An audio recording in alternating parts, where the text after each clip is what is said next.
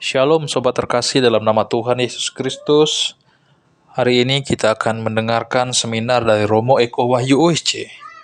Terungkap, perselingkuhan, KDRT, haruskah berakhir dengan perceraian? Mari kita dengarkan bersama-sama. Bapak Ibu, kita berbicara tentang apa? Perkawinan. Saya kebetulan sekolah di Filipina untuk konseling keluarga. Dan saya senang berbicara tentang perkawinan. Kenapa? Karena saya tidak kawin. Yang kedua, perkawinan itu berat sekali, apalagi dalam gereja Katolik. Kalau sudah tidak cocok, cerai? Tidak. Kalau sudah capek, Romo, sudah bosan, ganti casing? Tidak. Beberapa sudah berdoa, Romo, bukankah suami ini titipan Tuhan? Betul. Bagaimana kalau secepatnya saya berikan kembali kepada Tuhan? Gitu. Para suami pun suka ngomong kayak gitu. Romo, saya sudah tidak kuat, Romo. Pak, Tuhan juga tidak kuat. Maka dikasihin ke Bapak gitu. Jadi Bapak-bapak ingat ya, perkawinan ini adalah share penderitaan dengan Tuhan gitu. Mari kita lihat perkawinan semacam apa yang sering terjadi. Ini bukan punyaku, maju mundurnya piye yo. Iki maju, iki mundur. Ini kemana ini?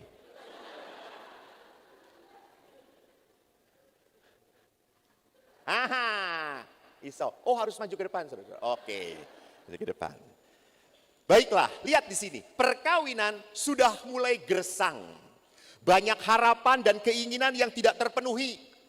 Saya inginnya kalau kawin itu, Romo, istri saya itu setiap hari menyediakan makan pagi yang enak. Saya inginnya istri saya itu dandan, cantik, bentuknya jelas.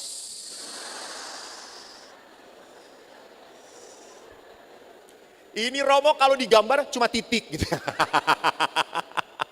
Lihat. Bahwa dalam perkawinan seringkali kita menuntut siapa yang berubah? Bagus, kita selalu menuntut pasangan berubah. Dia akan berubah? Berubah nanti kalau sudah dipeti mati. Jadi akhirnya kalau saya ingin ini dan tidak tercapai, lama-lama kesal, lama-lama jengkel, lama-lama meledak. Capek. Akhirnya kalau sudah capek, ibu-ibu ini ngomong gak didengarin. Karena suami ini makin lama, makin budek. Diajak ngomong, hah? Apa? Lihat. Ibu-ibu jangan lupa, memang menurut seorang psikolog, suami itu setelah lama-lama perkawinan akan budek ngedengar istrinya. Betul. Ngedengar istrinya. Wah, dia nggak dengar, tapi kan dengar istri orang lain, dengar dia.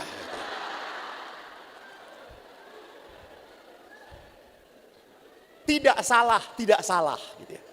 Karena apa? Penumpukan kekesalan, jengkel, bunyi terus. Azan aja ada waktunya gitu ya. Istri saya ini Romo, dari matahari sebelum terbit sampai matahari tidur, istri saya belum tidur gitu ya. Maka apa? Lama-lama perasaan-perasaan negatif, jengkel pun disimpan. Dan Bapak Ibu jangan lupa, perasaan negatif disimpan, itu bukan berarti hilang, enggak ada. Itu ditumpuk.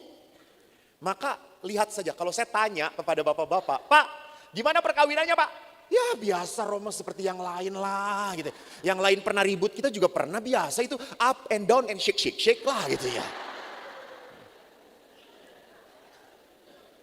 Bapaknya biasanya merasa bahwa perkawinan ya oke lah. Tapi lalu saya tanya ibu, Bu bagaimana perkawinannya? Wih langsung litani penderitaan.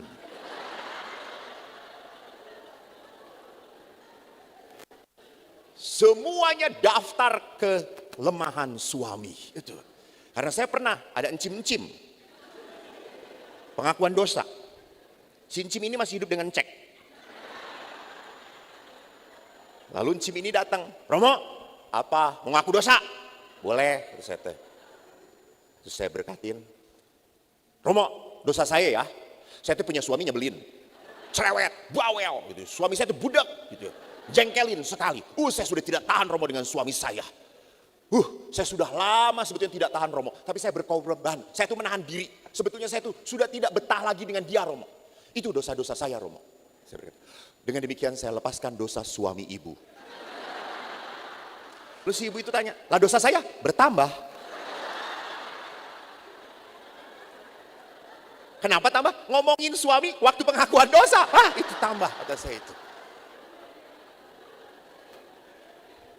Jadi Bapak Ibu lihat, tidak otomatis kekesalan, kemarahan itu langsung menghilang. No.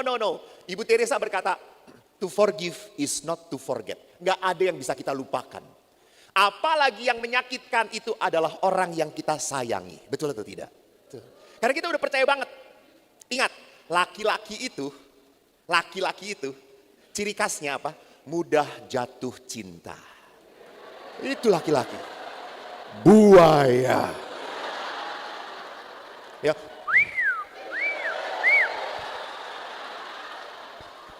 Romo masih tertarik? Ya masih. Kalau Romo tidak tertarik lagi, bahaya. Saya di Filipina itu kalau misa, itu di depan ibu-ibu pakai pendek-pendek gitu ya. Putih-putih saya, inilah tubuhku ya. Ya tergoda toh ya, kata saya itu.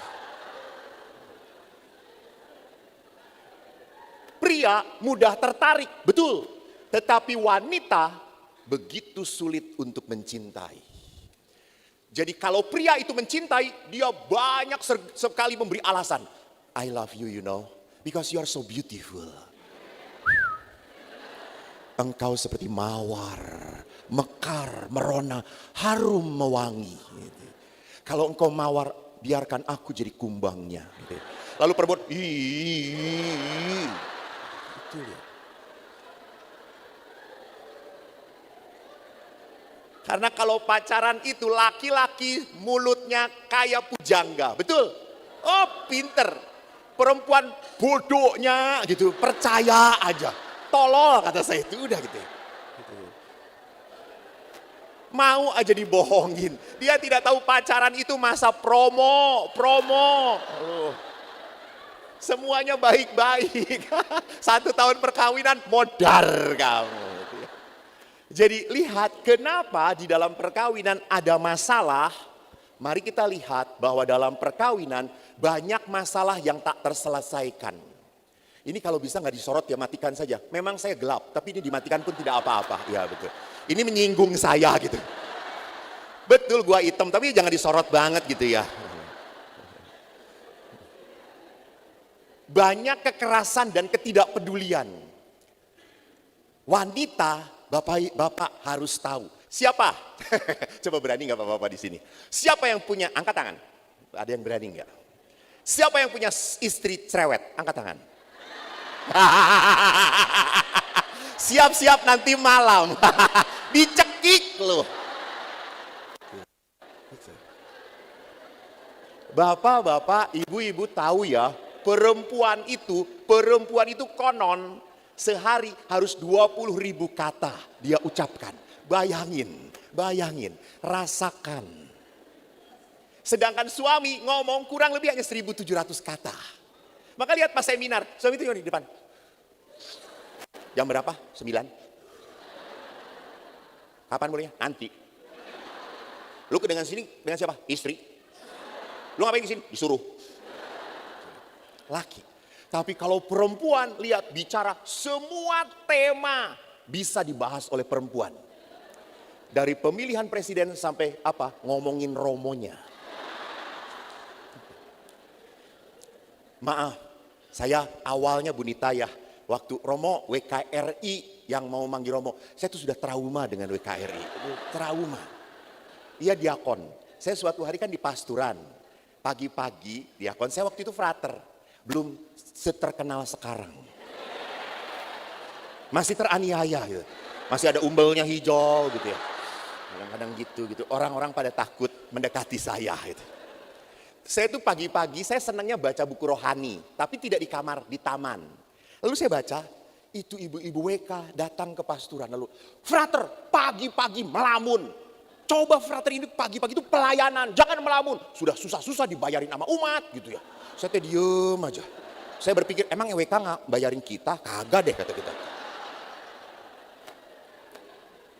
Beberapa hari kemudian, saya pagi-pagi dipanggil ke rumah sakit mendoakan orang yang sakit. Si ibu itu ada lagi. Mungkin karena suaminya kerja, dia nggak ada yang ngedengerin, masuk ke pasturan biar pastor ngedengerin dia gitu ya. Gitu. Lalu pas saya bawa motor, tiba-tiba ini pagi-pagi udah keluyuran, bukannya berdoa. Ya Allah Tuhan, kata saya tuh. Salah melulu, ya gitu ya. Jadi perhatikan, pada saat dua orang tidak peduli, akhirnya apa? Membuat tembok. Tembok apa? Tembok kejengkelan. Apa lawan kata dari cinta? Salah. Tidak cinta. Kelihatan istri dari MC tadi ya.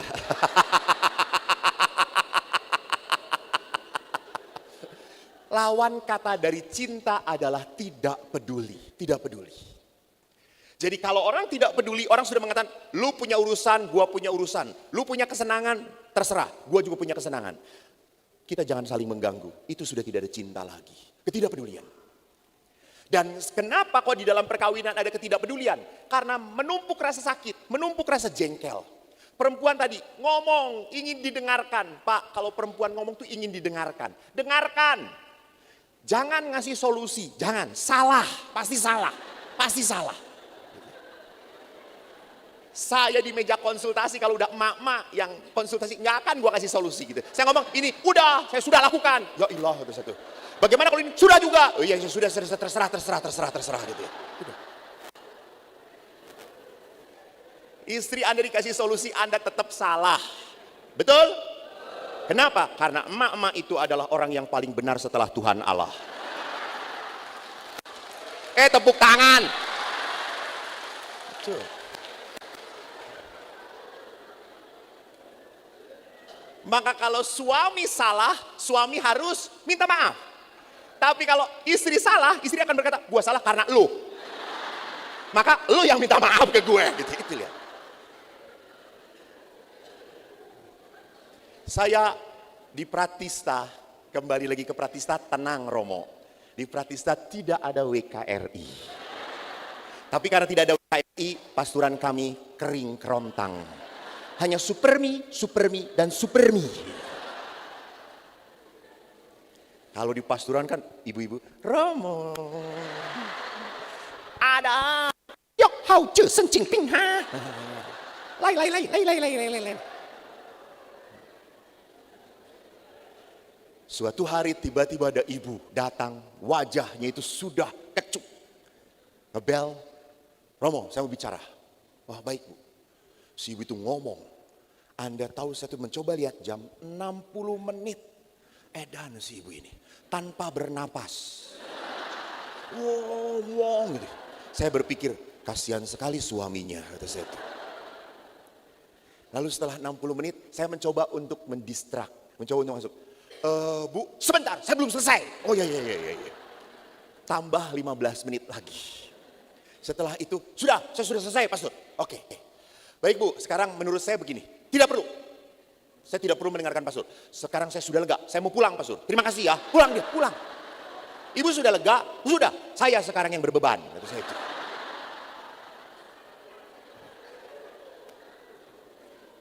Jadi Bu, Pak, ingat, pria dan wanita beda. Kalau wanita punya masalah harus apa? Ngomong. Pria punya masalah, apa yang akan dilakukan? Diam, benar, diam. Kalau pria punya masalah, diam. Jadi istri jangan ngomong, Mas, ngomong, istrimu. Suami akan, apaan sih? Gua gak punya masalah, kelihatan dari wajah kamu, iya masalah gua, elu.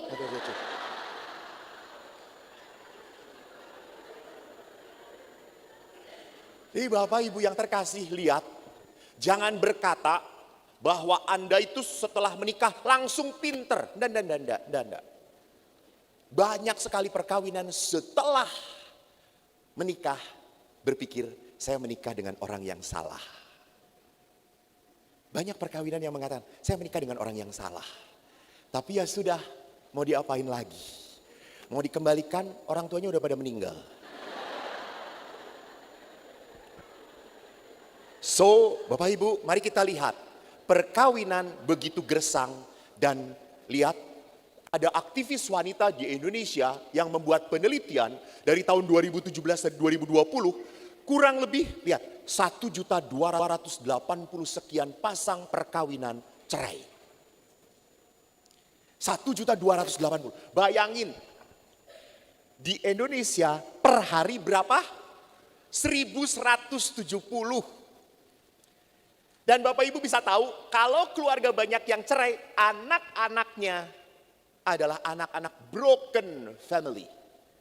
Dan anak-anak yang lahir dari keluarga yang pisah adalah anak-anak yang terluka. Anak-anak yang sering kali apa? Sorry to say, not all, tidak semuanya. Tapi kebanyakan anak-anak ini akhirnya menjadi anak-anak pemberontak. Anak-anak yang tidak peduli. Anak-anak yang cuek. Kenapa? Mama papa saya jangan memperhatikan saya kok. Maka iblis itu mau merusak gereja Katolik lewat apa? Rusak perkawinan. Rusak perkawinan. Hancurkan perkawinan, gereja hancur. Karena para imam pun tumbuh dari keluarga. Besar dari keluarga. Dan Kompas juga melakukan penelitian yang sama, tahunnya berbeda. Jumlah yang diketemukan hampir mirip. Dan lihat siapa yang banyak menggugat cerai, laki atau perempuan? Perempuan. Karena perempuan selalu melihat masalah. Selalu melihat apa? Tidak beres. Laki-laki, sudahlah, terlalu banyak cincai. Laki-laki itu sih punya masalah, diem. Tiba-tiba stroke, mati. Itu kan. Betul laki-laki. Jadi kalau suami Anda diam-diam, hati-hati. Sebentar lagi dipanggil Tuhan. Karena dia diam. Nah, kalau masalahnya begitu, saya melihat sebuah penelitian dari Amerika di dekade 20 ke belakang sebelum tahun-tahun ini. Kalau suami istri konseling dengan para konselor keluarga dan mereka mengatakan kami tidak bahagia dalam perkawinan, cukup banyak konselor keluarga di Amerika yang menyarankan untuk apa? Cerai. Lu nggak bahagia kawin ngapain? Cerai. Dan Bapak Ibu tahu setelah diselidiki hampir 74% ibu-ibu dan anak menderita karena perceraian. Dan anehnya bapak-bapak, akibat perceraian ini 45% bapak-bapak bahagia. Jadi bapak-bapak kalau mau bahagia,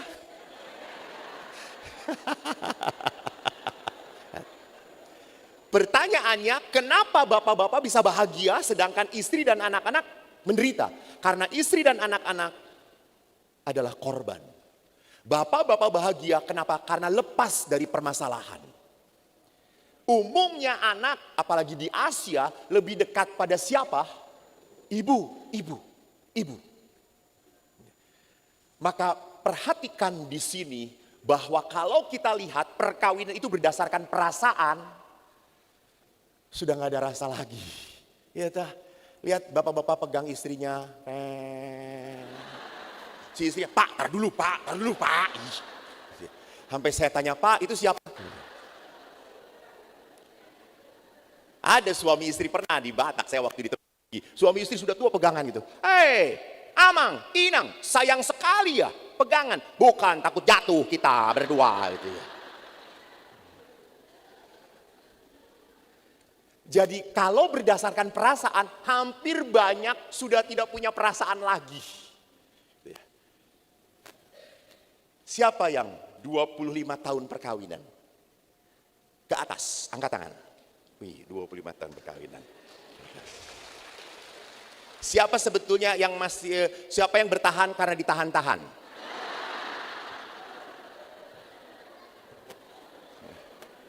Ibu sudah berapa tahun Ibu Nita? 39 tahun. Penderitaannya sudah berapa tahun, Pak? Pak, kan saya lihat rumah Bapak ya. Tadi kan kesini kita lewat rumah Bapak. Terus saya lihat ada tetangga-tetangga. Bapak kadang lirik istri tetangga atau tidak? Walaupun DPH saudara-saudara, kadang-kadang lirik istri tetangga toh. Iya. Tenang, Ibu Ketua WK, tenang. Tenang. Di pasuran masih ada kamar toh, bisa diselamatkan. Pak, kalau ngelihat istri tetangga dilirik, makin lama makin cantik, makin menarik. Ini godaan apa tantangan? Tantangan, Romo. Tantangan. Wah. Awas ya. Baru tahu nih Romo. Ini tantangan untuk gua dekatin dan gua sayang. Awas ntar di rumah. Ini tantangan. Bapak tolong bertobatlah ya Pak ya. Ini tuh godaan Pak, ini godaan. Bukan, jangan tantangan, kalah Bapak, kalah gitu. Apalagi dia, kalah Pak, kalah.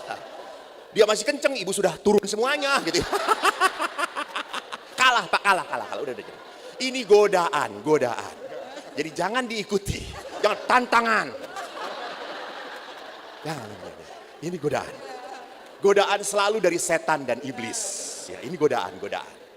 Bertobatlah ya Pak ya. Supaya selamat Bapak. Kan sehidup semati. Jangan-jangan udah mati sebelum hidup gitu ya. Kalau ngelihat istri sendiri. Dilihat-lihat makin cerewet, makin bawel, makin nyebelin, makin jelek. Ini godaan atau tantangan? Berkat Tuhan itu, Romo. Ya? Berkat dari Tuhan. Oh. Baik, itu berarti kenyataan. Betul. Bapak-bapak, kalau melihat, seringkali seperti itu toh, kalau kita melihat pasangan, makin menyebalkan. Dan kalau kita melihat pasangan orang lain, ih baik banget, ih sayang banget. Lihat kalau ke gereja, salam damai cipikat-cipiki. Suami saya pastor kalau salam damai, dia salamin tante-tante dulu yang sebelah. Baru saya terakhir, kurang ajar lu katanya. Ingat, hati-hati, kita harus tahu ada godaan dan tantangan. Kalau godaan itu selalu dari setan, supaya kita jatuh. Kalau tantangan itu tadi, walaupun saya sudah capek, walaupun saya sudah jengkel, walaupun saya sudah tidak sayang lagi, saya tetap setia. Karena tantangan itu apa? Menunjukkan apa? Keseriusan saya dalam mencintai dia.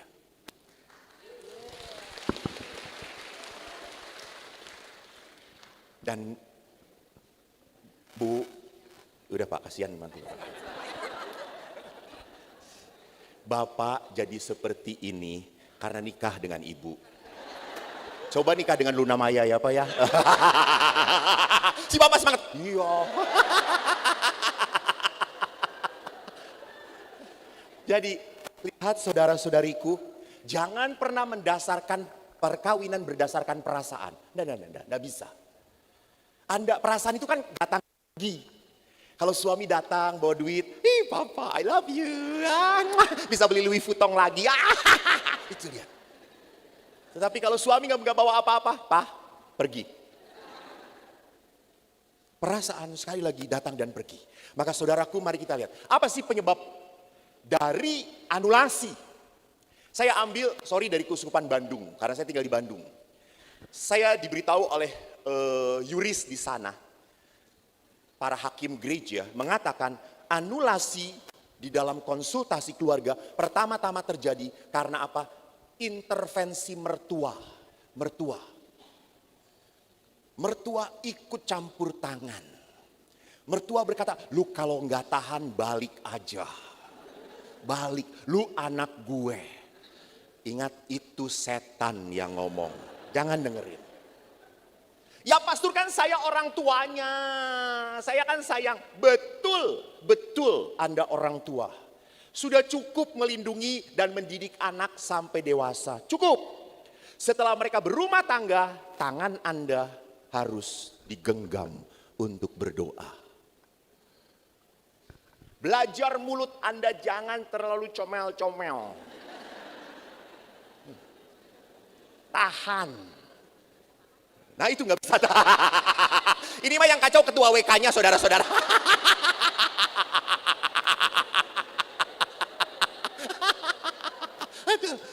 Betul, memang sebagai wanita kita nggak bisa tahan. Tapi kan harus lama-lama makin bijaksana. Makin bijaksana. Salah satu pelajaran yang nanti akan saya munculkan di sini adalah apa? Dikala engkau sakit hati, please. Ibu-ibu, ini pesan untuk para ibu. Dikala engkau sakit hati, please. Close your mouth, open your heart. Don't open your mouth, close your heart. Dikala engkau sakit hati, sesakit hati apapun, close your mouth, but still open your heart. Tutup mulut, buka hati. Jangan buka mulut, tutup hati. Karena kalau udah Anda buka mulut, tutup hati, apa yang terjadi? Sorry. Kata-kata seorang ibu tuh mujarab. Anda bisa mengutuk anak Anda. Karena Anda sudah menutup hati. Sejengkel apapun, sekesal apapun, jangan pernah mengutuk anak Anda. Close your mouth. Tapi tetap buka hati Anda. Maka sebagai mertua ya sudah, kan kalau dulu suami istri, kalau Anda punya masalah, apakah Anda bicara dengan orang tua? Nggak akan. Kita nggak mau ngomong dengan orang tua. Anak-anak muda yang menikah, sakit sedikit, ngomong dengan mamahnya, lapor sama mamahnya. Kan mamanya jadi mikirin toh, lu tuh bahagia gak sih? Dulu kita ngomong dengan mama papa kita, ngomong, ma saya disakitin. Mama kita akan berkata, salah sendiri, lu kawin dengan dia, lu rasain. Oh no, balik lagi, jangan pulang, sono, itu. Itu yang membuat suami istri dulu kuat. Tidak sedikit-sedikit sakit, tidak sedikit-sedikit kecewa, tidak sedikit-sedikit mau cerai. Berikutnya apa? Masalah yang kedua adalah masalah ekonomi. Betul, apalagi di Jakarta ini, pendidikan mahal sekali. Hampir 75-80% uang penghasilan Anda habis untuk pendidikan. Apalagi sekolah Katolik. Apalagi punya susteran. Kan gak ada suster di sini. Kalau ada, bertobatlah. Mahal. Maka banyak sekali suami istri harus apa? Bekerja dua-duanya. Di saat bekerja dua-duanya, ingat, akhirnya waktu dengan anak berkurang. Anda kerja, baterainya full. Istri kerja, baterainya full. Anak ke sekolah, baterainya full. Pulang ke rumah, semua low bat. Konslet di rumah. Hal kecil pun jadi apa? Besar. Bapak-bapak, saya tanya, Pak, kalau pulang ke rumah, banyak cucian, piring masih kotor, rumah belum beres. Perasaan Bapak apa? Apa perasaan Bapak? Keren, apa perasaan Bapak? Pergi lagi. Ada suami yang kayak gini, hebat. Rasanya bidara Cina ini yang mimpinya harusnya uskup deh. Atau nanti tanggal 5 September, biar Paus ngasih rekoleksi Anda. Gitu ya. Suami memang tidak punya perasaan, biasa aja gitu, nggak masalah. Duduk, mungkin juga kadang-kadang risih, tapi tidak berbuat apa-apa. Ih belum beres, tetap duduk. Coba istri perempuan ngelihat acak-acakan, langsung.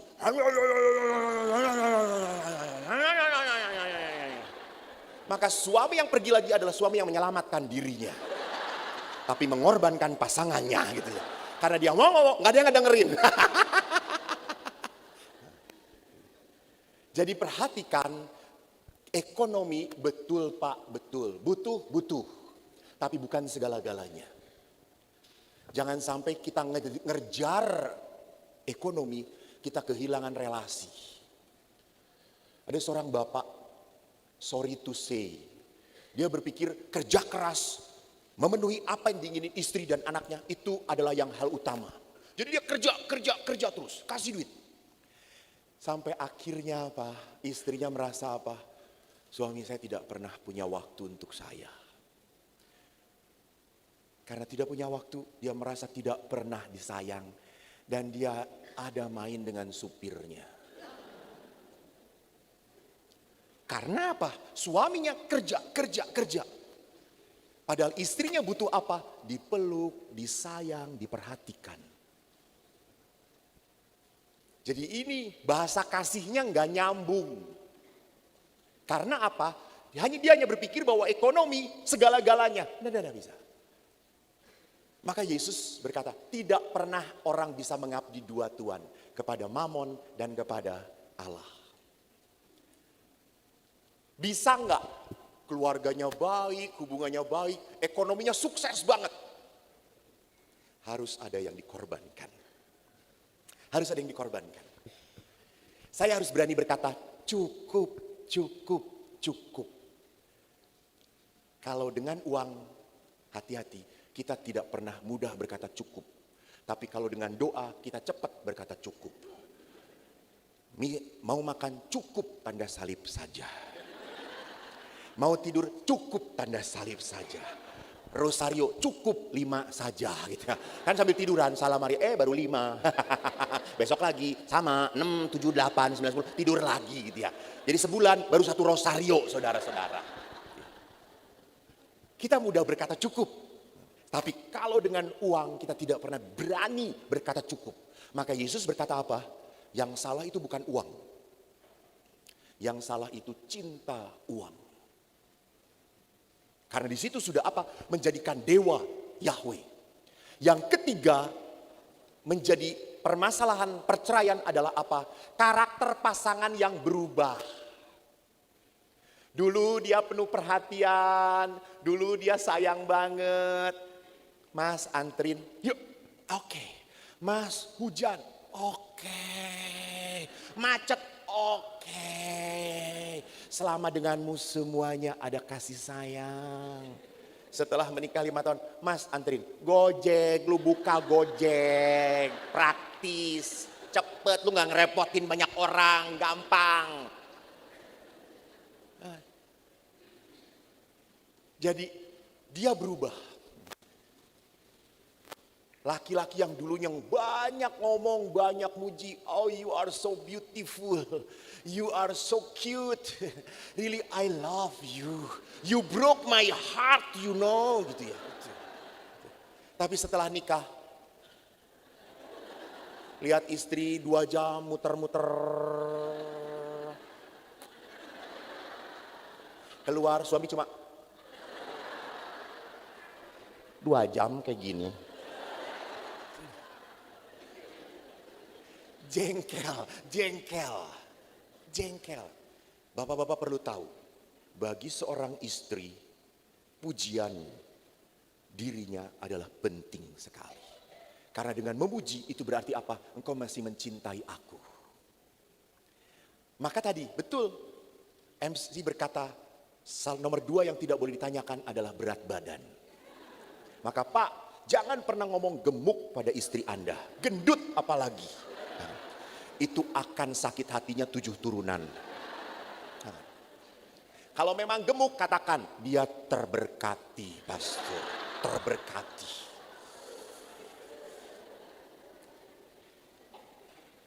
Saya pernah mau ke perkawinan. Janjian dengan suami istri, Romo nanti dijemput. Oke. Tiba-tiba yang menjemput cuma bapaknya. Saya ngomong, loh ibu mana gak jadi? Jadi Romo. Terus saya disuruh jemput dulu, istri sedang dandan. Oh oke. Balik lagi lah kita ke rumah dia. Si bapaknya ini polos. Mam, Romo udah datang. Si ibunya itu di tingkat 2, suruh nunggu. Ya Allah. Jadi kita 2 laki-laki teraniaya, diem aja begini. Betul-betul blow on sekali, gak bisa apa-apa. Kita nunggu setengah jam. Keluar si ibunya tuh. Kita tuh dua-duanya sama. Apa? Jelek ya? Enggak, bagus. Lalu istrinya, rasain pastor. Iya Pak, kata saya. Iya. Jadi istri itu Pak, tolong, lihat. Dipujilah. Jangan hanya waktu Anda pacaran. Nah kalau suami mau dikatakan gemuk, lu mau dikatakan jelek, suami gak akan tersinggung. Karena bagi laki-laki penampilan bukan segala-galanya. Laki-laki tersinggung kalau apa? Kalau pekerjaannya dilecehkan. Di saat pekerjaan dilecehkan, dia melakukan udah capek-capek ganti keran. Istri Anda kayak gitu aja, repot, capek, minta dipijetin. Anda melecehkan suami Anda. Betul. Jadi kalau suami Anda ganti lampu yang sudah mati bertahun-tahun, Anda harus ngomong, Papa Edan berani mati untuk keluarga. Wow, keren. Lebih hebat dari Superman. Hargai. Suami akan hargai. Memang remeh banget. Remeh gitu. Istri bisa melakukan, gampang istri bilang, tapi tolong puji. Apa yang dilakukan suami laki-laki? Puji. Karena dari pekerjaan, dari apa yang dia lakukan, dia mendapatkan harga dirinya. Suami itu mendapatkan arti hidupnya dari yang dia lakukan. Sedangkan perempuan mendapat arti dirinya dari dia merasa disayang. Dia merasa diterima, dia merasa diperhatikan. I am still number one for you. Ngeri coy, ngeri. Maka Bapak ingat, Anda kalau sudah menikah, Anda di tangan istri Anda.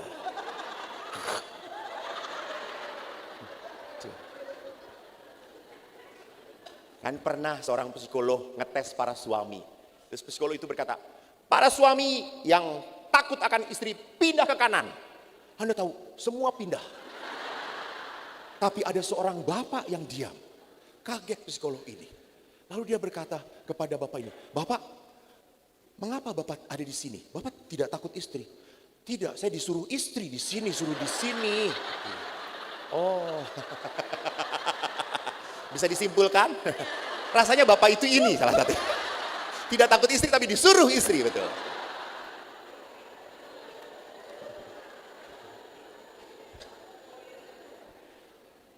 Jadi lihat di sini banyak karakter-karakter yang berubah di dalam perkawinan. Dan yang keempat, mengapa perceraian terjadi? Karena apa? Kita salah pemahaman. Pemahamannya bahwa perkawinan itu harus salah dan. Kalau Anda perkawinan cari bahagia, ya itu seperti perasaan. Saya bahagia kalau dia menyenangkan saya. Saya bahagia kalau dia sesuai dengan yang saya inginkan. Saya bahagia kalau dia memenuhi apa yang saya mau. Betul atau tidak? Di saat dia menyebalkan, dia tidak seperti yang saya mau, saya tidak bahagia, saya kecewa. Salah. Perkawinan itu demi kebaikan, bukan demi kebahagiaan. Kebaikan, dan kebaikan itu hanya terjadi pada saat kita berani apa? Berkorban.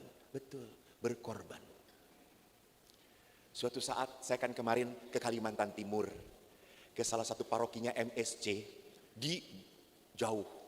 Di bawah, 4 jam dari kota Dumaring itu dari Berau. Anda tidak tahu ya? Itu juga nggak ada di dalam peta kelihatannya itu. Jadi waktu ke Dumaring, saya tidak nginep di pasturan karena pasturannya jelek. Mungkin lebih parah dari Wisma Transitnya SCY.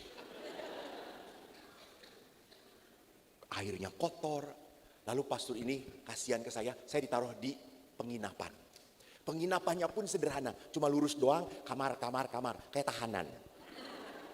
Gak ada makan itu cuma, gak ada ruang makan. Terus saya tanya ke front office-nya, Mbak, si Mbak pakai jilbab, Mbak, ada makan pagi gak? Oh breakfast, ada breakfast. Oh breakfast, iya Pak, di sini gak ada makan pagi, adanya breakfast. Edan, kata saya. Lalu saya tanya, besok breakfast-nya apa Mbak? Nasi kuning. Oh, oke. Kalau besoknya lagi nasi kuning. Kalau hari ketiga Mbak, ya nasi kuning. Walah, saya keluar dari sini jadi penyakit kuning ya Mbak ya. Dan betul, besoknya tuh nasi kuning dengan telur, saya bisa makan. Nah, hari kedua Bapak Ibu, nasi kuning dengan ayam. Wah, kan diberi sendok plastik. Saya cocol tuh ayamnya. Sorry, bukan patah, remuk. Tok, tok, tok, tok, tok, buset. Saya pegang ayamnya, itu lebih keras ayam ini daripada ayam mati. Jadi setelah diolah tuh makin keras. Tapi kan Romo itu kita diajari untuk menerima ya Romo ya. Jadi makan itu, ayam itu cuma dimasukin, keluarin lagi. Jadi yang coklat jadi putih saudara. Ya, keluarin lagi. Terus saya lihat seorang anak, ada anak duduk di situ, sama dia busuk-busuknya, dia pegang, mama aku nggak mau makan. Lalu maunya makan, nah kamu kan suka ayam itu, ini bukan ayam, ini tulang mama, keras banget. Lalu mamanya tuh datang, mamanya juga sedang bawa nasi kuning, terus dia pegang, keras, terus dia ngomong, nak punya mama empuk nak, dan betul empuk punya si ibunya. Ini, dede makan punya mama, mak makan punya dede, tapi keras mak, hati-hati, ini tulang bukan ayam, nggak apa-apa. Si anak itu bahagia banget. Si mamanya seperti saya, masukin, keluarin lagi.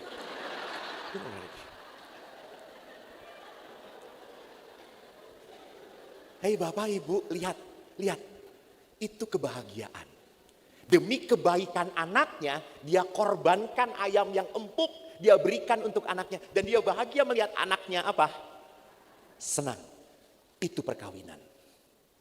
Jadi perkawinan itu bukan cari bahagianya, bukan. Baik dulu, baru you will get the happiness. Dan happiness itu, kedamaian, bukan dapat dari karena kita punya ini, punya ini, dapat itu. Nah. Itu mah seneng. Nanti seperti door prize.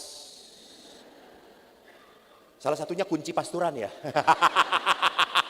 Dapurnya supaya beres-beres maksudnya. Kan emak-emak yang menang. Senang. Sebetulnya kebahagiaan itu didapat dari apa? You give. Di saat Anda memberi. Tadi saya sudah berbicara tentang kenapa bisa terjadi sebuah perceraian.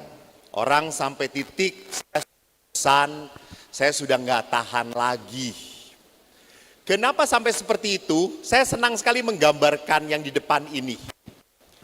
Perkawinan sering terlalu tinggi ekspektasinya, harapannya terlalu tinggi, tetapi persiapannya kurang.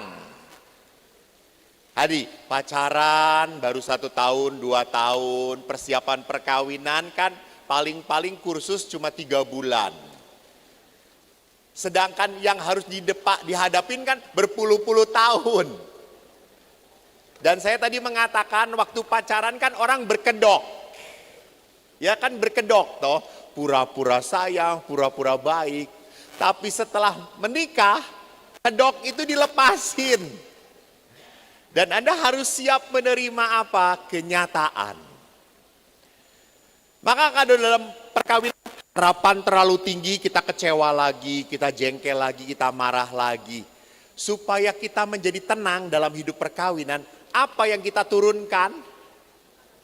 Ya, ekspektasinya. Harapannya diturunkan. Jangan terlalu tinggi-tinggi, kecewa lagi kita.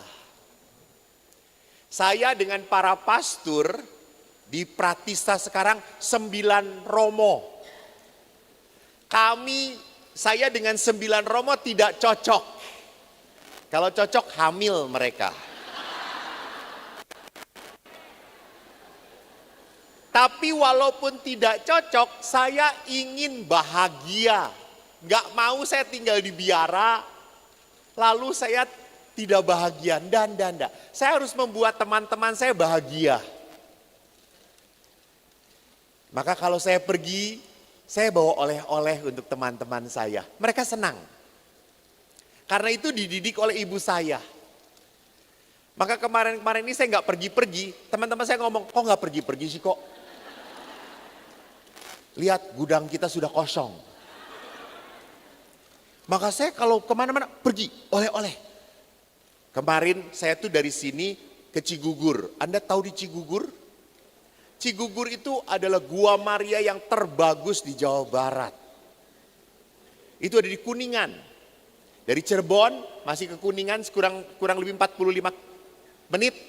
Itu ada di bawah Gunung Ciremai, bagus sekali.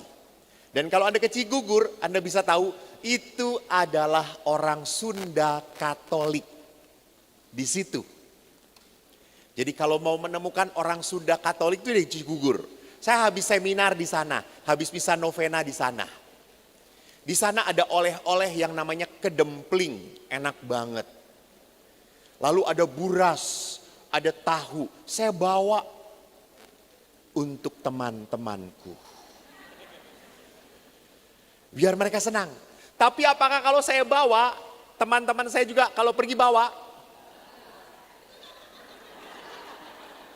Pahit. Mereka kalau ditanya, lu bawa apa? Kotoran. Pakaian kotor. Nggak bawa. Tapi apakah Eko berhenti bawa oleh-oleh? Enggak. Saya baik urusan saya. Teman saya tidak baik bukan urusan saya. Saya bawa oleh-oleh itu urusan saya. Teman-teman saya nggak bawa oleh-oleh, ya jengkel juga. Tapi harus terima. Ekspektasinya di apa? Diturunkan. Gitu ya. Lalu sekarang kalau ada teman saya pergi, saya kasih duit. Hehehe, beli oleh-oleh. Dia beliin. Jadi saudaraku lihat perkawinan pun seperti itu. Ekspektasinya harus diturunkan. Kita harus apa? Lihat. Jangan nuntut pasangan Anda berubah. Anda aja mengubah diri sendiri nggak bisa kok. Anda cuma minta dia berubah. Lu berubah kagak? Lu semakin bunyi. Tak henti-hentinya. Gitu ya. Jadi perhatikan. Maka dalam perkawinan mari kita perhatikan. Perkawinan kita itu digerakkan oleh luka, oleh sakit hati, oleh kekecewaan, atau oleh roh Allah. Ingat, tadi saya sudah berkata, kalau perkawinan diatur oleh luka, kecewa, sampai kapanpun Anda akan menemukan perkawinan itu musibah. Betul. Pak, Bu, tolonglah jangan terlalu cengeng. Ngomong, pastor, perkawinan saya paling berat, menderita, susah, pret. Emang cuma elu yang menderita? Kagak. Banyak yang menderita tapi mereka bisa happy. Banyak yang menderita tetapi mereka tetap bersama, akur, betul. Jadi saudaraku, jangan terlalu membesar-besarkan penderitaan. Mari kita hidup dalam roh, bukan dalam luka, bukan dalam marah. Saya akan mengajarkan sedikit tentang hidup dalam roh menurut surat Rasul Yakobus. Yakobus, barang siapa berkata bahwa ia berada di dalam terang, tetapi ia membenci saudaranya, bohong. Dia berada di dalam kegelapan sampai sekarang. Barang siapa mengasihi saudaranya, ia berada dalam terang. Dan di dalam dia tidak ada penyesatan. Tetapi barang siapa membenci saudaranya, ia berada dalam kegelapan dan hidup di dalam kegelapan. Ia tidak tahu kemana ia pergi karena kegelapan itu membutakan matanya. Jadi Yakobus bagus. Kalau kita sudah jengkel, kalau kita sudah marah, kebaikan seperti apapun tidak akan kita anggap. Betul atau tidak? Betul. Padahal dia udah baik. Kita tetap jengkel, kita tetap marah. Karena apa? Karena saya sedang menyimpan jengkel. Maka karena jengkel, kita akhirnya lihat kebaikan seperti apapun tidak kita lirik. Seorang bapak punya istri, istrinya sudah tua.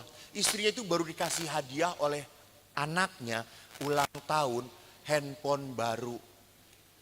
Nah mereka tuh retret di kami.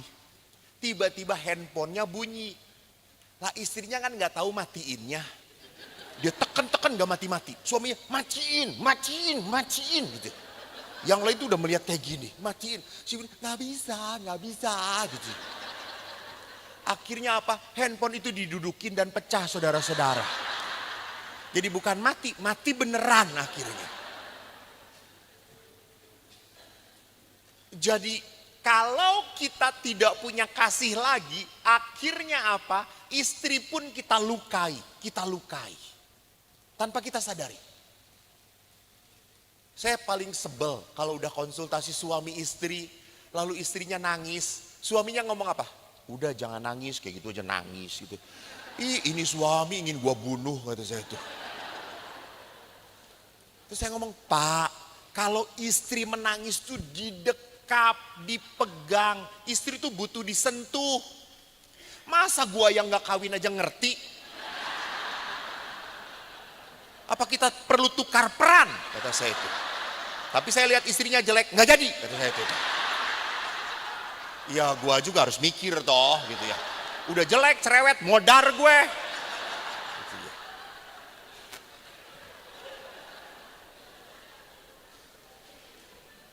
Maka mari, Bapak Ibu, mari kita berbicara tentang bagaimana kita hidup di dalam roh. Jadi jangan lupa, Anda tidak akan kuat hidup perkawinan kalau tidak beserta Tuhan. Maka Yesus berkata, apa yang dipersatukan Allah. Halo, Yesus ngomong loh. Walaupun sudah tidak tahan, dipersatukan Tuhan. Jangan kamu membesar-besarkan kekecewaanmu. Oke, kamu kecewa, oke. Emang kalau hidup sendiri tidak ada kecewanya? Ada. Namanya hidup itu orang pasti kecewa. Anda kalau tidak kecewa dengan perkawinan, istri saya pun tidak kecewa. Dua-duanya gila, sarap lu. Iyalah, selama Anda normal, Anda punya rasa kecewa, rasa marah. Maka saya selalu ngomong kepada OMK, laki-laki, jangan cari istri itu yang cantik. Kenapa Romo? Biayanya besar. Pertama. Yang kedua, cantik itu lama-lama jadi jelek. Lu jengkel, lu kecewa. Maka cari calon istri yang jelek. Karena dia konsisten, jelek, kapanpun jelek gitu ya. Kamu gak akan kecewa. Jadi kalau tua jelek udah biasa, Romo udah biasa. Lu gak akan kecewa gitu ya. Itu mengurangi unsur kekecewaan dalam perkawinan. Mari kita lihat. Bagaimana supaya kita dituntun oleh Roh Kudus, bukan dituntun oleh luka. Ingat, waktu Yesus di Taman Getsemani, Matius, Markus, Lukas menuliskan dengan baik. Dikatakan apa? Yesus berkata kepada para murid, berjaga-jagalah, berdoalah, supaya kamu jangan jatuh ke dalam pencobaan. Jadi rupanya Yesus berdoa pada Bapanya sebelum menghadapi penderitaan. Jadi sebelum menghadapi salib, Yesus berdoa. Jadi berdoa itu jangan pada saat memakul salib. Setelah gak bisa, Tuhan tolong. Tuhan berkata, telat. Ada seorang bapak buka toko. Setelah kagak ada yang datang, gak ada yang beli, toko tetangga ramai terus, baru dia berdoa. Tuhan berkata, dia udah doa duluan. Jadi doa itu adalah apa? Persiapan untuk menghadapi apa? Menghadapi hal-hal yang tidak kita duga. Jadi bukan pada saat kita berhadapan dengan masalah, kita babok-babok, baru kita berdoa. Tidak, sebelumnya kita berdoa. Yesus mengajarkan seperti itu. Ada apa dalam kuasa doa? Maka Yesus pun mengatakan kepada para murid, berdoalah. Kenapa? Karena sebentar lagi kau akan menghadapi pengalaman yang menakutkan. Aku ditangkap, aku akan disalib, aku akan menderita. Maka Yesus berkata, berdoalah. Supaya kamu tidak jatuh dalam percobaan. Pertama, doa membuat Roh Kudus menuntun kita. Supaya saya itu lebih mau mendengarkan Tuhan daripada mendengarkan kekecewaan, kemarahan, kejengkelan. Bapak Ibu mungkin dengar bagaimana saya begitu kecewanya dengan ayah waktu kecil. Anda pasti lihat di YouTube saya. Saya anak terluka oleh ayah. Saya kan bodoh. Anda tahu Ranking, beberapa ibu-ibu sudah ketawa-ketawa. Kurang ajar ibu-ibu ini. Karena Anda yang hanya kenal bahwa ini pastor bodoh, saudara-saudara. Ranking saya 25 dari jumlah murid 27. Nilai matematika saya 3. 1 untuk Allah Bapa, Putra, dan Roh Kudus. Kadang-kadang 4, amin. Saya bodoh. Waktu saya kecil, aku senang naik sepeda. Aku pinjam sepeda temanku. Aku sudah bisa naik. Lalu saya minta sepeda pada ayah. Ayah, Eko sudah bisa naik sepeda. Tolong beliin aku sepeda, ayah. Dan ayah berkata, kok kamu dapat nilai 9 matematika, saya beliin sepeda yang mahal. Lalu saya berkata dalam hati, sampai modar yang gak akan 9, kata saya tuh. Wasem, kata saya itu. Betul, saya tidak pernah dibelikan sepeda. Adik saya yang nomor 2 pinter. Ayah berkata, nah kamu dapat 9, bapak beliin sepeda. Besoknya 9 dia. Dan dibeliin sepeda, gondok hatiku. Jengkel, kesel, marah. Saya anak pertama, dia adikku. Kok dia yang dibeliin sepeda, aku tidak. Aku merasa tidak dicintai. Tapi setelah saya jadi pastor, saya dapat berkat dari umat. Saya beli sepeda, saya kasihin ayah. Ayah, ini sepeda, nggak perlu dapat 9 matematika, pakai oleh ayah.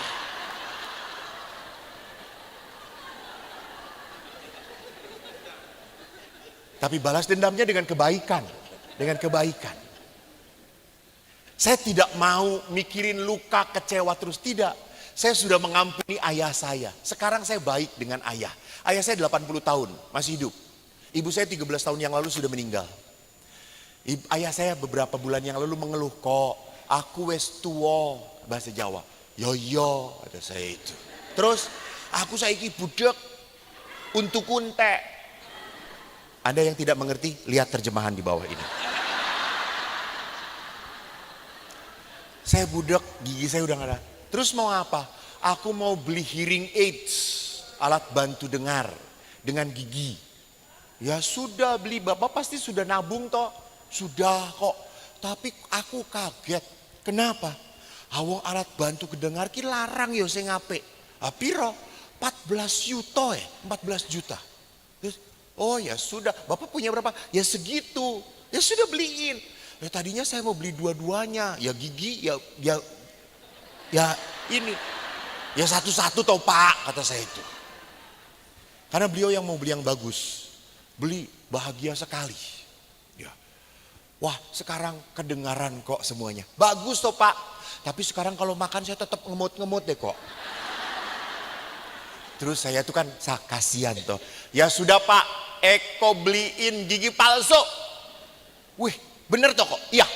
Tapi maaf ya Pak, kan Eko kan uangnya terbatas. Gigi palsunya yang second ya Pak.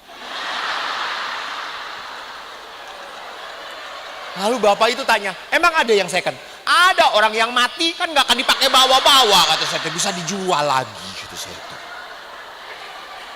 Lalu Bapak saya berkata, asu kowe iki yo, gitu ya.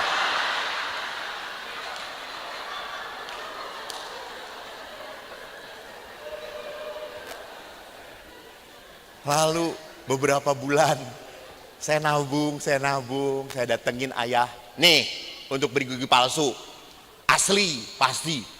Dia buka, ih akeh kok, Eko, Sultan, nanti saya tuh. Jadi Bapak Ibu lihat, Roh Kudus itu memimpin Anda untuk kebaikan. Dengarkan, Roh Kudus itu membuat Anda mendengarkan Tuhan, bukan mendengarkan kekecewaan, kejengkelan. Sekali lagi, kekecewaan itu belajarlah untuk let it go. Jangan disimpan. Karena kalau disimpan Anda yang menderita. Yang menyakiti Anda happy-happy aja, betul. Jadi yang bodoh siapa? Nah itu. Ini yang bodoh. Nyimpen marah, jengkel, bodoh Anda. Maka Tuhan mengajarkan apa? Ampunilah 70 kali 7 kali. Ya. Karena Tuhan mau kita bahagia. Saya paling sebel kalau ngelihat orang Katolik, maaf ya, hidupnya udah cantik gak bisa senyum. Saya suka berdoa, Tuhan panggil dia secepatnya. Nah, tidak ada artinya hidup juga gitu. Penuh penderitaan kata saya itu. Duh, Injil kan selalu berkata bersukacitalah. Betul atau tidak? Iya. Jangan takut, bersukacitalah. Nggak layak jadi anak Tuhan kata saya. Panggil Tuhan. Nyebelin gitu orang-orang kayak gitu. Jadi sekali lagi kita butuh Roh Kudus supaya apa? Mendengarkan Tuhan.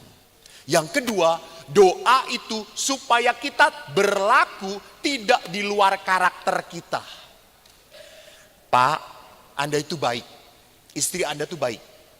Karena Anda baik, istri Anda baik, maka Anda menikah. Betul toh? Betul. Tetapi karena terluka, Anda jadi apa? Marah, jengkel, kecewa. Kemarin satu kasus suami istri. Sudah 25 tahun perkawinan. Istrinya gugat cerai. Sudah ke pengadilan.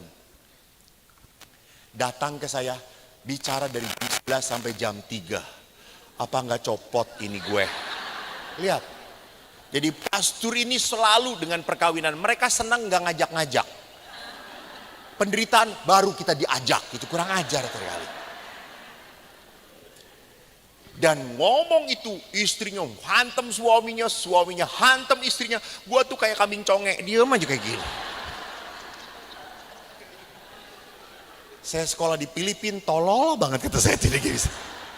Saya ngomong disikat oleh istrinya, saya ngomong disikat oleh suaminya. Asem ya saya. Lama-lama saya gebrak. Buang. Diam. Gua yang ngomong. Baru mereka, iya Romo. Jangan ngomong, diem. Saya tahu kasusnya, suaminya ini waktu nikah ekonominya hebat. Orang kaya. Setelah menikah hancur. Dan akhirnya banyak hutang dijabel oleh bank usahanya. Rumahnya pun habis. Sampai mereka akhirnya tinggal di rumah mertua perempuan. Sudah tahu kayak gini, si suaminya masih selingkuh. Tenang. Ya Allah Tuhanku Yesus. Yang punya masalah mereka, Anda yang ribut. Tenang. Ya Allah, inilah emak-emak gitu. Wah!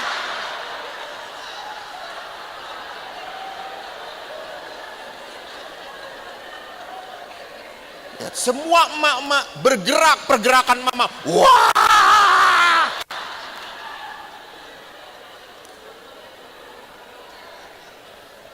Romo yang sabar ya di sini ya Romo.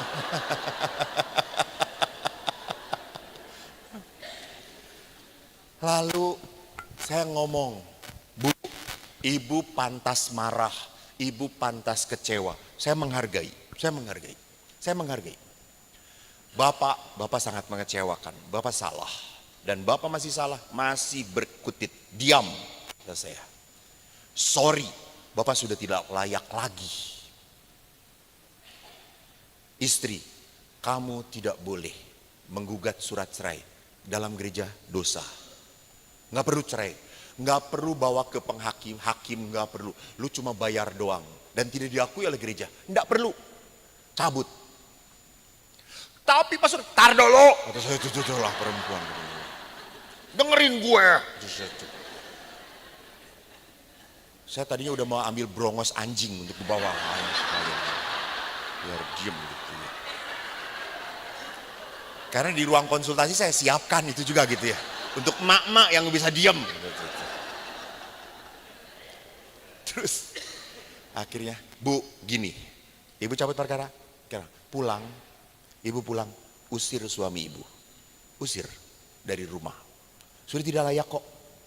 Usir. Gak perlu pakai tuntutan. Usir. Biar dia pergi. Biar dia tahu rasa.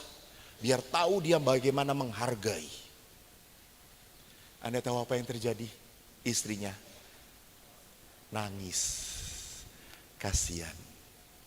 Istrinya, nanti siapa yang jaga suami saya? Nanti kalau dia sakit siapa yang merawat, pastor?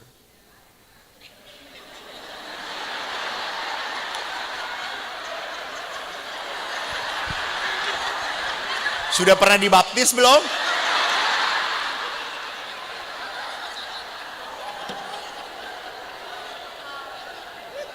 Ini roh jahatnya gede banget sih gitu ya.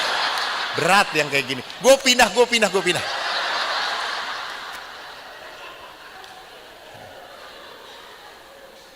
Saya mau melihat apa? Istri seperti apapun tetap punya hati. Punya rasa sayang. Enggak, pastor. 24 tahun dia sudah baik. 24 tahun dia sudah baik. Kalau tahun ini jatuh, dia ini ngaco. Memang saya sakit hati, memang kecewa. Saya itu disuruh urus perceraian oleh papa mama saya. Oh, oke. Padahal saya nggak tega, pastor, nggak tega. Oh ya sudah, Bu. Terima, nggak apa-apa. Suami ibu sudah mengakui dan minta maaf. Terima. Jatuh itu manusiawi, Bu. Mengampuni itu ilahi. Jatuh itu manusiawi. Tetapi pada saat engkau bisa mengampuni, engkau anak Tuhan. Ibu itu nangis. Terus apa ibu itu ngomong? Kalau dia gitu lagi gimana? Kan saya makin marah tuh, kata saya. Burungnya cincang, kecil-kecil, kata saya.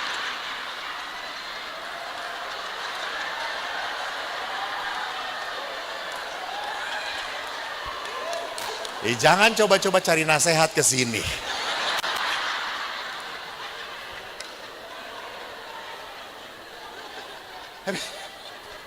Lihat, kan belum dicoba, udah langsung punya masalah lagi.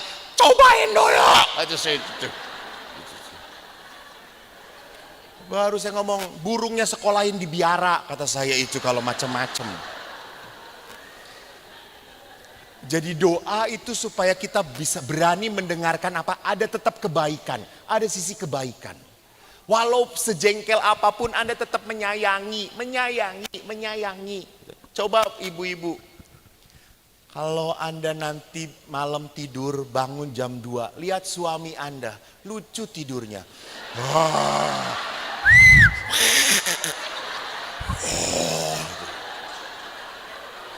Bu, jangan diganggu. Itu sedang komunikasi dengan makhluk jahat. Biarkan. Apalagi ditendang, diam gitu. Jangan. Dan kalau Anda lihat, Anda akan jatuh hati tuh gitu. Mas. Inikah titipan Tuhan? Dulu saya tergila-gila, sekarang gilani, wah. Yes. Itu tuh.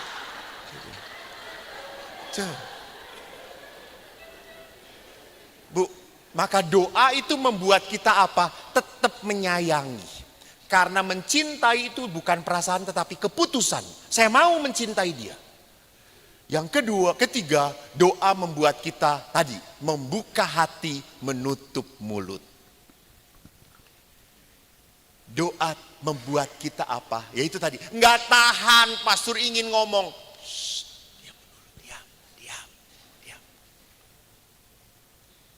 Karena banyak bapak-bapak yang sering Supaya tidak ribut, mendingan diem aja Romo.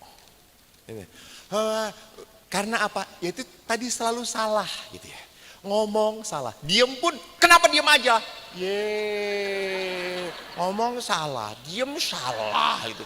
Apa tuh? Gitu sedih. Karena seorang suami selalu ngomong, Romo jangankan ngelawan istri, tidur aja saya disalahin. Kenapa Pak? Saya itu kan menyayangi istri, lalu tidurnya tuh berhadapan dengan istri. Istri saya marah, jangan berhadapan. Kamu menghirup napas, aku menarik napas, sesak tahu nggak? Gitu ya.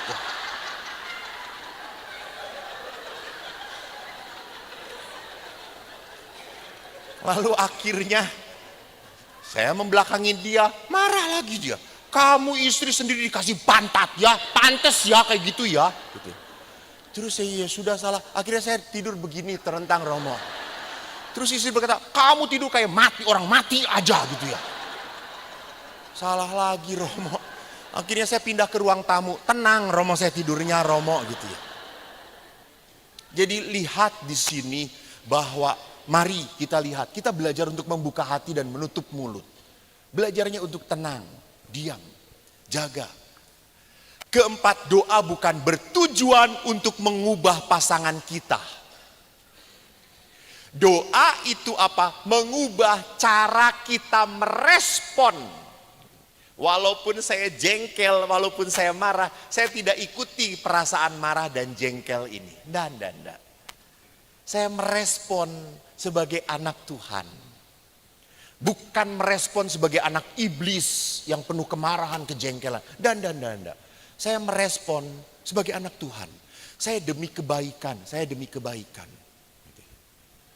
Maka pernah seorang ibu ngomong, Romo tolong Romo, apa doakan suami saya. Kenapa? Dia tuli. Lalu saya deketin suaminya, mana suaminya itu? Pak, doain ya Pak, apa? Bapak katanya tuli, kata saya itu. Saya doakan ya. Terus bapak itu, jangan Romo, jangan. Lebih baik seperti ini Romo.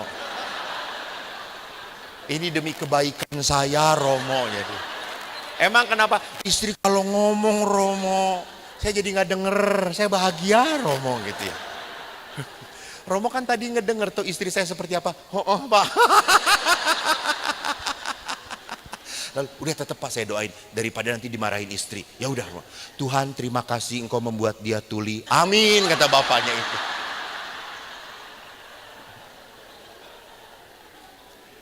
Jadi Bapak Ibu lihat doa itu bertujuan apa? Supaya saya merespon dia dengan baik. Jadi Bapak Ibu tolonglah belajar. Sebelum Anda marah salam Maria 3 kali. Jadi salam Maria penuh rahmat Tuhan sertamu terpuji. Pasti reda.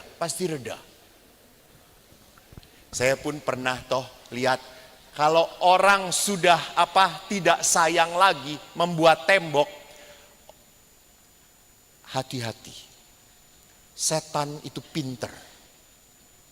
Konon katanya seorang psikolog berkata, setelah menjadi suami istri itu sudah mulai enggan berhubungan seksual. Para istrinya terutama. Padahal menolak itu dosa. Beberapa suami dengerin.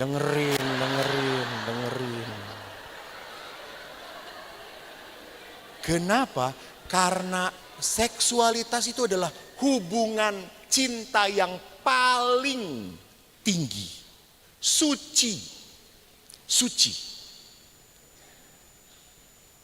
Tapi orang yang tidak menikah malah tergoda untuk melakukan hubungan seksual. Sedangkan pasangan suami istri biasa menghindar. Para istri menghindar. Kan saya sudah cerita tuh banyak istri yang mengatakan, udah Romo gak perlu gitu-gitu lagi lah, udah anak sudah punya, udah gak perlu gitu. Terus suami ibu, sudah saya jadiin Romo aja. Enak aja gitu ya. Kita tidak terima barang second, kata saya maunya, enak ya. Bekas ibu, gitu penuh penderitaan, suruh masuk biara. Buat masalah dia.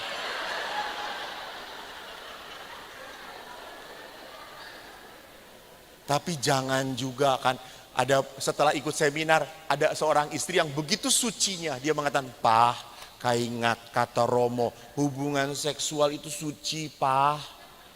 Iya Mi, rosario dulu ya Pak ya. Setelah rosario, "Pak jadi enggak jadi."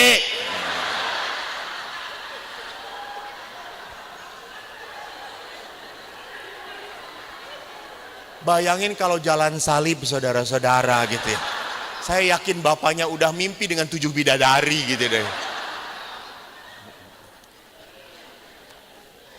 Nah, lihat, bahkan Yesus pun melawan kekerasan Petrus. Waktu Petrus menghabisi telinganya dari telinga Malkus, dikatakan Yesus berkata, "Sarungkan pedangmu. Bukankah aku harus minum cawan yang diberikan Bapa kepadaku?" Meminum cawan berarti apa? Yesus menyelamatkan kita melalui penderitaan. Jadi saudaraku, penderitaan adalah kenyataan yang tidak bisa kita hindarkan. Selama kita menjadi pengikut Kristus, kita harus sadar penderitaan adalah jalan keselamatan. Karena Yesus pun menyelamatkan kita lewat apa? Penderitaan. Jadi saya harus sadar, memang untuk sebuah kebahagiaan, untuk sebuah damai, untuk sebuah sukacita, harus belajar sacrifice, berkorban, menderita. Dan Bapak, Ibu, sacrifice itu dari kata asalnya sacer, bahasa Latin. Sacer itu artinya apa? Kudus. Jadi kalau orang mau kudus harus siap menderita, berkorban. Kedua, penderitaan terjadi karena kita hidup dengan pasangan yang tidak sempurna. Suami Anda itu bukan malaikat. Bu, Pak, istri Anda itu bukan malaikat. Dia itu malaikat pencabut nyawa.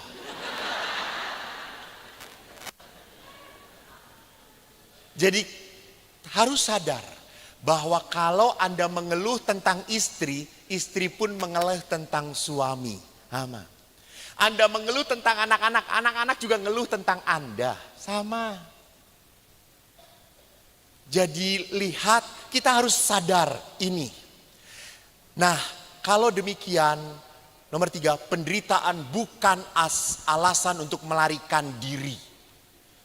Jadi saya sudah tidak bahagia lagi, saya kecewa, saya jengkel. Jangan melarikan diri. Ingat, Yesus berhenti tugasnya di Kalvari atau di Golgota. Saya ulangi. Kalvari Golgota itu sama. Gua salah tadi itu, sama aja gitu. Allah seneng gua salah. Yesus, kok gue jadi tolol ya? Yesus menyelesaikan tugasnya di Getsemani atau di Kalvari. Padahal waktu di Getsemani Yesus sudah ketakutan. Padahal waktu di Getsemani Yesus pernah berkata, "Biarlah cawan ini berlalu daripadaku." Betul atau tidak? Lihat, kita harus menyelesaikan tugas kita kemana? Golgota, Kalvari. Kita harus selesaikan tugas kita di sana. Maka apa? Supaya saya tidak melarikan diri, undang Roh Kudus, kuatkan Tuhan, jaga saya, lindungi saya. Bu,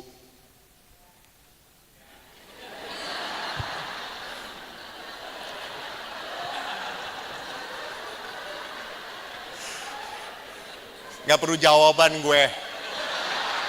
Kan sama tuh kalau Anda juga ada maunya, Bu.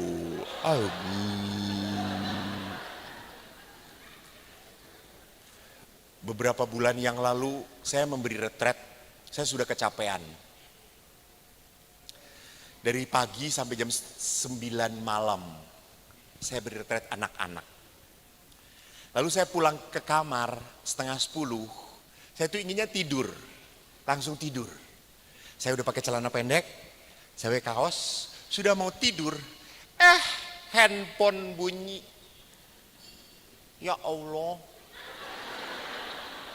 Pas saya lihat PP-nya, bapak-bapak, aku tak kenal, maka aku tak angkat.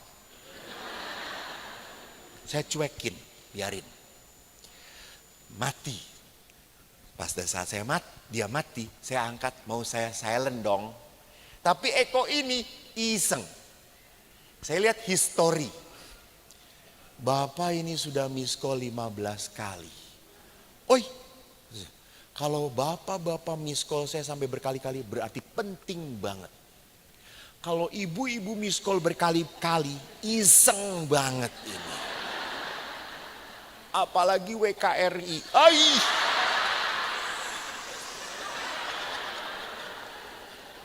Kecuali WKRI bidara Cina. Dan. Gue harus baikin karena belum dapat amplop saudara-saudara. Lalu saya silent, handphone ini berbunyi. Saya lihat bapak itu. Oh, saya tanya, halo, si bapak ini penuh ketakutan. Rasa ndak enak. Romo, maaf. Kenapa Pak? Maaf, saya mengganggu Romo pasti. Ya, oke. Kenapa Pak? Saya panik Romo, saya takut. Emang kenapa? Romo, beberapa hari yang lalu istri saya tidak sadarkan diri. Padahal istri saya sedang hamil anak kami yang kedua 8 bulan. Terus Pak, tak lama Romo, istri saya tiba-tiba koma. Dan sekarang masuk ICU. Sudah tidak bisa berkomunikasi.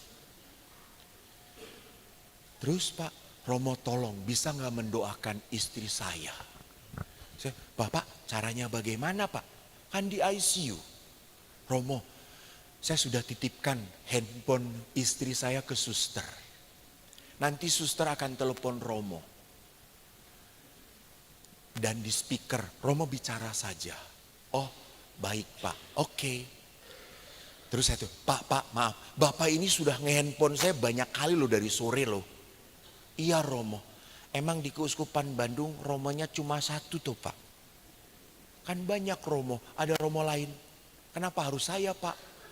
Romo, istri saya itu penggemar YouTube-nya Romo. Siapa tahu dia mendengarkan suara Romo, istri saya bangun Romo. Terus saya berkata dalam hati, ya antara dua, bangun atau bablas. Ya kan saya gak bisa kejamin. Tapi saya gak ngomong. Saya, baik Pak kalau gitu, oke baiklah. Terus tutup. Terus saya kok ini kan malas, capek. Terus yang didoakan kan gak sadar toh. Udah, paling Allah udah, Bu saya doakan ya Bapak Putra Roh Kudus, amin, selesai. Udah capek lah, udah cukup pelayanan hari ini, gue mau tidur, cukup kayak gitu. Toh dia tidak sadar, nggak tahu. Lalu saya duduk di meja belajar. Di meja belajar itu ada rosario, ada patung Bunda Maria. Saya lihat Bunda Maria, Anda tahu tiba-tiba Bunda Maria itu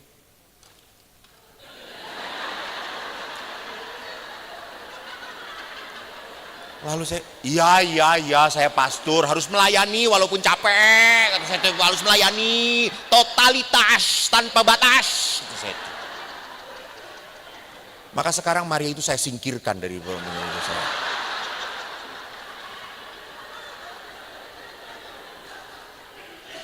Lalu saya diam, saya nungguin. Tiba-tiba telepon berbunyi. Saya angkat. Halo, tidak ada suara. Saya dengar tit. Oh ICU. Terus saya ngomong, Bu saya Romo Eko. Saya mau berdoa ya untuk Ibu. Mari hening dulu sejenak ya Bu. Anda tahu setelah saya buat tanda salib, saya tidak bisa mengatur kata-kata saya. Tiba-tiba yang muncul, saya ingat sekali lagu. Pertolonganmu begitu ajaib, kau telah memikat hatiku. Di saat aku tak sanggup lagi, di situ tanganmu bekerja. Lalu saya ngomong, sampai tidak sadar 15 menit. Lalu saya ngomong, Bu, Tuhan memberkati ibu. Selesai, saya tutup, saya tidur. Jam 5 seperti biasa saya bangun, saya harus misa dan doa dengan para frater. Jam 7 kembali ke kamar. Saya taruh jubah, saya mau duduk, tiba-tiba handphone berbunyi. Saya lihat, tuh ini dari kemarin. Terus saya kata, halo, Romo, saya suster, penjaga. Oh ya suster, kenapa suster? Saya dapat laporan dari shift malam, saya shift pagi, Romo. Ya, Romo kemarin ada laporan di sini, Romo mendoakan seorang ibu ya. Ya betul suster, saya mendoakan seorang ibu yang sedang koma, saya doakan suster. Ya Romo, ini ibunya mau bicara. Hah? Lalu dia berikan pada ibu itu, ibu itu masih lemas. Ibu, Romo terima kasih. Romo tahu, Romo berkata, di saat aku tak sanggup lagi, di situ tanganmu bekerja. Saya bangun Romo. Terima kasih Romo. Lalu saya tutup, selesai. Saya berkata, wow.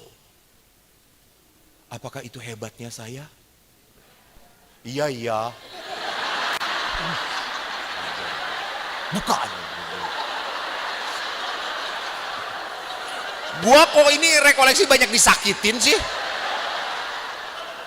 Ya itu, betul. Si Bapak, sabar Romo. Tuh. Ya, tenang Bu. Tenang Bu. Nanti amplopnya harus bagi 2 lagi kalau Ibu ngomong. Tenang. Betul. Ya. Nanti Ibu, setelah bubar nanti Ibu diberi waktu. Jadi lihat, Allah bisa memakai. Walaupun saya malas, walaupun saya jengkel, Tuhan tetap bisa memakai. Maka Bapak Ibu, kalau walaupun Anda jengkel menyiapkan makanan untuk suami, lakukan. Tuhan bisa menjadi berkat. Baik, kita jalan salib lagi. Angelus dahulu. Jadi saya menyelesaikannya dengan pesan Paus. Ini. Bapak Paus yang akan datang pada bulan September 2015, beliau pernah berkata waktu pertemuan keluarga sedunia, tidak ada keluarga yang sempurna. Kita tidak punya orang tua sempurna, kita sendiri tidak menikah dengan orang sempurna, dan kita tidak punya anak-anak sempurna. Kita mengeluh satu sama lain, kita kecewa satu sama lain. Oleh karena itu, tidak ada pernikahan yang sehat atau keluarga yang sehat tanpa pengampunan. Bu, mengampuni itu seperti letting go. Jangan let it make you unhappy. Let go. Mungkin kita selalu berkata, enak aja lupain. Lu yang salah, enak dilupain. Gue yang sakit. Maka kalau Anda tidak bisa let go, please let God. Let God. Tadi, berdoalah.